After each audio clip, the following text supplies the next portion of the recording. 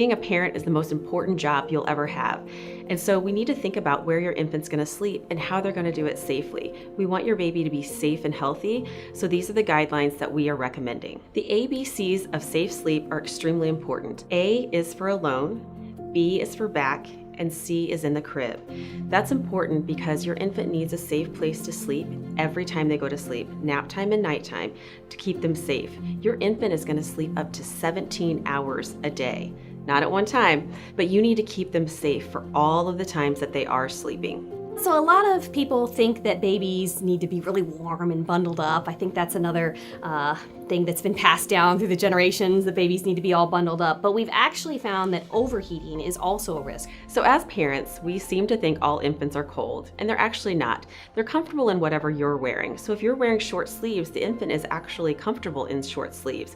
You can add one layer, but it should be a wearable blanket or a long sleeve onesie so that the infant doesn't get anything up around its face. So your baby should always sleep alone. For nap time and nighttime, they should be in their crib or their portable crib. Being in an adult bed is an unsafe place for an infant, even if there aren't other adults in the bed. There's pillows and comforters that can get over their mouth or nose and cause suffocation.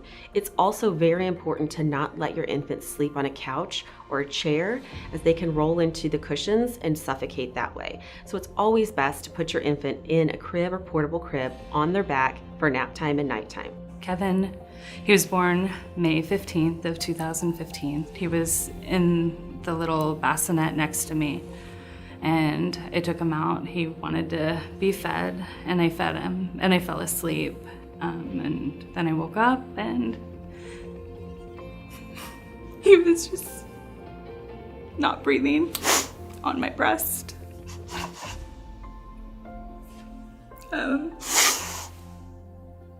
And I knew.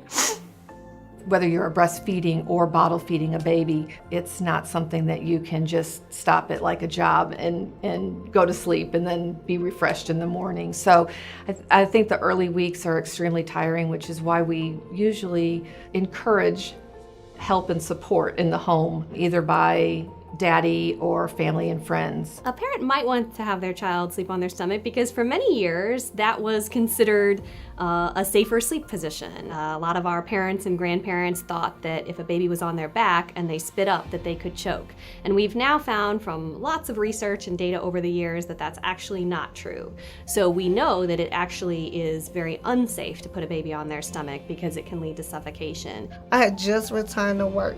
The whole day at work, I was showing her pictures to everybody. Everybody was congratulating me, excited. At lunchtime, I remember thinking to myself, like, I should call home and check home, but I'm like, no, she sleeps, she's fine, she's with her father. He was supposed to come pick me up from work. He wasn't answering the phone. And when he finally answered the phone, he was crying hysterically. And I just knew it was her. He was like, just get to the hospital. It was like a scene out of a movie. It was like I remember rushing through the doors, and he was standing there rocking back and forth. The lady next to him was like, she didn't make it. And I was like, what you mean she didn't make it? As much as you want to have your baby near you and you think it's for the best, it's just so dangerous. Because as a new parent, you don't realize really how tired you are. I just really don't think we realize how serious it is, because it takes a second, literally a second, for them to turn their face, even in a bed. The dangers of sleeping in an adult bed are that most adult beds are covered with pillow top mattresses, plush blankets, which are really unsafe for the infant. They can become entrapped in the blankets and the plush sleeping service, which can cause suffocation. And so sleeping in their own crib is the best place for them. A lot of parents want to co-sleep with their baby because they feel like they're closer to them and they're able to check on them more frequently. Again, being in an adult bed without an adult caregiver is unsafe. So when you add a parent or two parents, it's definitely unsafe for that infant, because when you're sleeping, you can roll over. The same is true for when you're using drugs or alcohol. If you're excessively tired, which new parents are from being up with their infant, you really can't control whether or not you roll over on that infant. So it's safest to have the baby baby in the room with you in its own separate sleep surface area so that you still can check on the baby, and it also helps facilitate breastfeeding. Not smoking around your infant is the healthiest thing for them as well as for yourself. In tobacco smoke, there are many different chemicals which are emitted that not only you breathe in, but everybody around you breathes in. Exposure to those chemicals causes a lot of inflammation, which can lead to difficulty breathing, wheezing. Many infants who are exposed to tobacco smoke often have more colds, more infections than other infants. It's very tempting as a parent, if your infant falls asleep in the car seat, to bring in that infant carrier and set them on the floor and allow them to sleep there. The dangers of a baby sleeping in a car seat or a baby bouncer is that it causes the baby's head to fall forward.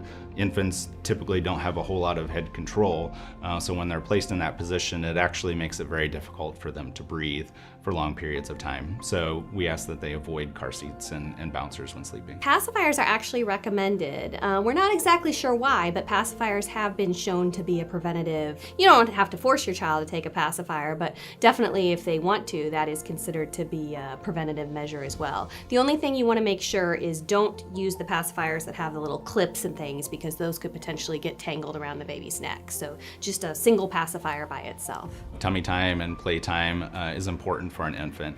It gives them time on their stomach. It helps avoid any what's termed plagiocephaly, which is flattening of the skull, and that can help prevent that from occurring. So awake, supervised tummy time is always encouraged. I was home with them for about the first 4 weeks, and my best friend volunteered to babysit for him because she was a stay-at-home mom, so I went back to work a little bit early. My mom was coming to pick him up, as she called Nana dates, because she doesn't babysit. When I arrived, Micah had told me, make sure you go through his diaper bag. I was digging through the diaper bag, making sure we had everything in there, and there was a blood-curdling scream.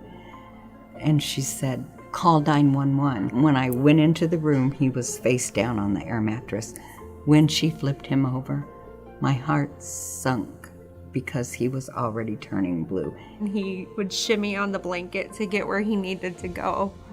So you'd never think that something like this would happen. From the time that I raised children, we had the wonderful little bumper pads and everything in the crib that all matched. And bumper pads were initially designed so when crib slats were further apart and the infant's head could get caught between the crib slats. The bumper pads prevented that from happening. As they've redesigned cribs, the crib slats are no more than a soda can width apart, or 2 3/4 inches, so bumper pads no longer serve a purpose. Unfortunately, infants can roll up against the bumper pad and can suffocate, so let's go ahead and take those out of the crib. there wasn't a lot of scientific research when there was a child who passed away. They just kind of categorized everything as SIDS.